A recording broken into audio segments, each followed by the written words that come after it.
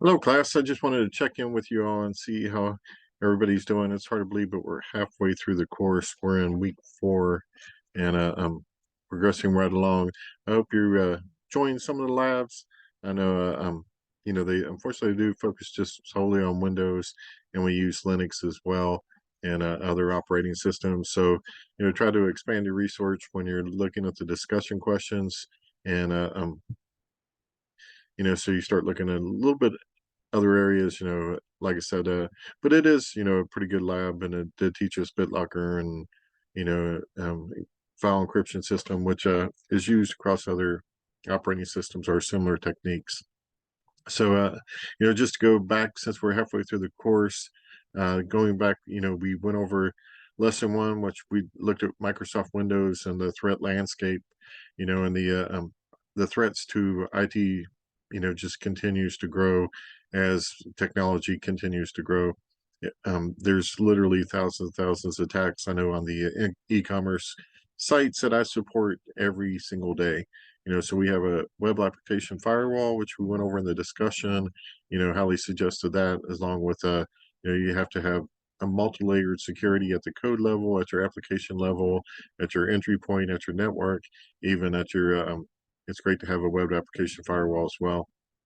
And then, the course went on to the security in the Windows operating system platform, and the tools and techniques that you can use there. And then we discussed the CIA triad and how important it is that we meet all those um, 3 legs of our stool to ensure that our applications and our network are secure. And then the lab was implementing access controls in the Windows Active Directory. And week 2, we went over access controls, kind of continued into Microsoft Windows Active Directory, and we also looked at the encryption tools and technologies in Microsoft Windows. And so we really discussed encryption and and how we can use BitLocker and, like I said, the file system permissions in Windows to provide some security and encryption, including the BitLocker to go, where a user can use their USB drives, which today, if you can get our users to start using the share drives that are accessible anywhere, it's I think we take it for granted that internet access is available to most of us most of the time. Here locally, we went through Hurricane Ian, and we were without internet access, or it was severely limited for about 2 to 3 weeks. It was pretty amazing living without it for that long of a period of time. I think everybody's catching up on the labs and doing pretty well on the lab work. Like I said, I always go and actually go in and check the labs and see, your progress in the labs as well. So appreciate your efforts there. Just a reminder, the labs are 40% of the grade. So continue on doing those. And then last week we went over malware protection and group policy in Windows. And so, of course, protecting our applications against malware is extremely important. There's a recently in the news they talked about the ransomware and how the FBI went after ransomware and broke up Vice, but how even though they broke up Vice, no one really went to jail. They just took away their tools. But there's plenty of other bad actors out there who are doing ransomware and malware, and and trying to attack our applications. And as IT professionals, we have to be concerned about security, whether we're in security or not. But definitely an application layer and the OS layer, that's one of the reasons for the lab for doing the group policy control in Microsoft Windows. And so we want to be able to identify, of course, and remove any malware, and be as proactive as possible. And then managing, policies of which users and groups have access to resources is extremely important in a day-to-day um, job for, our network operating system. And then in this week, we're talking about Microsoft's Windows auditing backup and recovery tools. And just reminder that, when we're doing backups, that doing a recovery is extremely important. So not only should we be doing backups, we should be practicing how we're going to recover from a disaster. So whether we run DR, in a mirror environment, or if we have if we have tapes that are in the cloud, our backups in the cloud. However we do our backups, we should be practicing restores as well, and doing that. And you did have a paper due this week, so look forward to reading those and giving you feedback on those. I hope you're using Grammarly and the other tools in the library, and make sure you're using good resources when you're doing your research, and bringing journal articles and solid resources instead of just blogs into your research. And let's see. So then for the rest of the semester, we're going to up going over network security administration. Um, we go over backup and replicating system folders. You'll do your practical connection, and then we'll look at the security life cycle and best practices.